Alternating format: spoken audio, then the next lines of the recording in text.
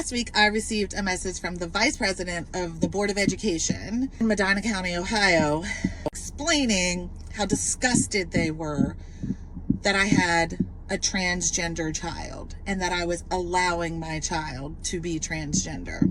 Now, this couple and I used to be friends. They used to be in the church that I used to attend in Cleveland, Ohio. He is the Vice President of the Board of Education in Medina County. And if you have any love for the LGBTQ community there, you should listen to what they wrote to me. Because this is an elected position. Therefore, the public needs to know these people's stance on our kids. Their names are Chris and Michelle Walney. The message came from Michelle's Facebook page, but the whole thing says we throughout. And it's a lot. I'm going to post all the messages on my YouTube channel because it's a 10-minute video. For now, you need to know what they said. Holly, just wanted to let you know that we saw your post about your daughter, Sydney.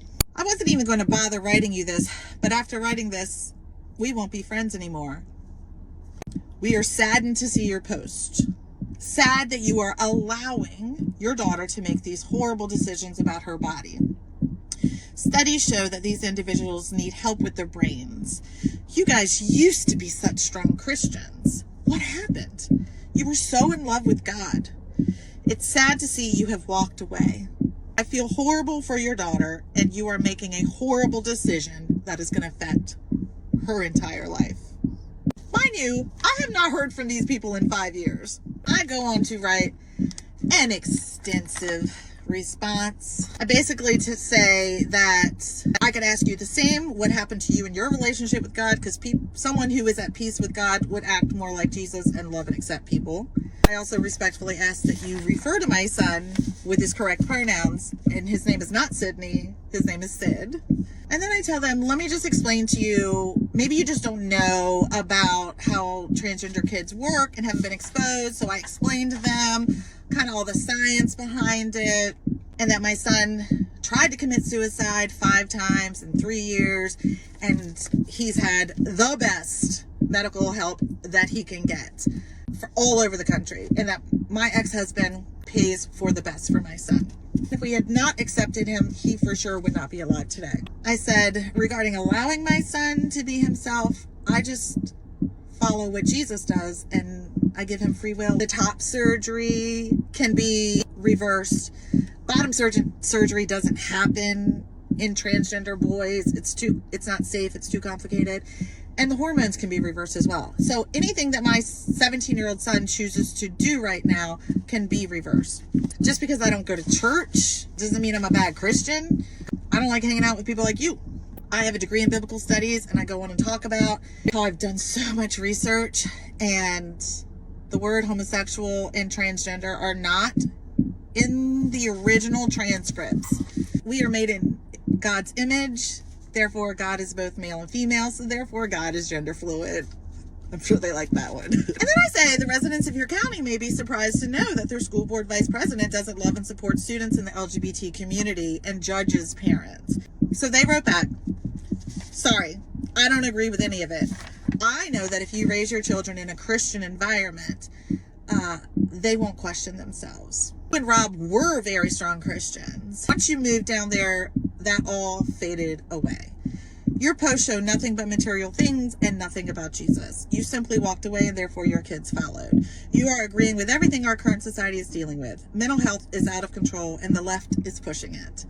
Don't be a sheep and follow this shit. Do the right thing and help stop this. Your daughter is at a higher risk to commit suicide because she is damn confused.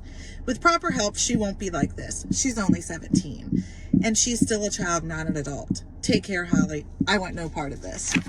Then why did you message me? You just wanted to take the moral high ground and be self-righteous and punch me with your beliefs. As a matter of fact, the very first rehab facility that we sent our son to was in Chicago, Illinois, called Timberline Knolls, and it was a Christian program. And almost all those kids there were from Christian families. Almost all of them were on the LGBT spectrum. So to say that this doesn't happen to Christians is you didn't do your research. Also, being transgender is not a mental illness. They develop depression and anxiety because they're afraid of what society's going to say about them and what people like you are going to say about them.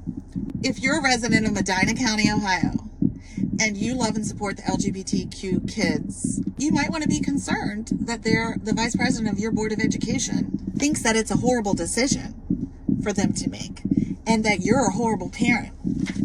I never got to respond to them because they blocked me, but the public deserves to know what an elected official thinks about the LGBT community and their parents. But I find it hard that as an elected official, you don't bring those beliefs into your decision making that affect our kids. I hope the residents of your county help you understand this and help you learn to have grace for people, parents and kids who have different lifestyles than you. In the meantime, Merry Christmas.